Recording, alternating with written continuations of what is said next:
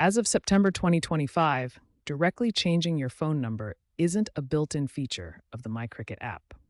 While the app offers extensive self-service options for billing, data usage, and device management, changing your number requires contacting Cricket customer service.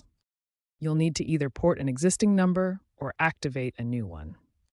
Using the app, navigate to the support section and use the chat feature to initiate a number change request. Alternatively, you can call 1-800-CRICKET for assistance. Be prepared for a potential 72-hour processing time. This contrasts with other app functionalities, where 90% of support queries are resolved directly within the app. To request a number change through the myCricket app, first ensure you have the latest version from the App Store or Google Play.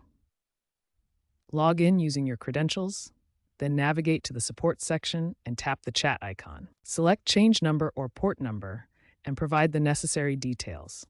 If porting, you'll need your previous carrier's PIN. For a new number, follow the prompts to choose your options and confirm. Cricket will then verify the request and update the app with your new number.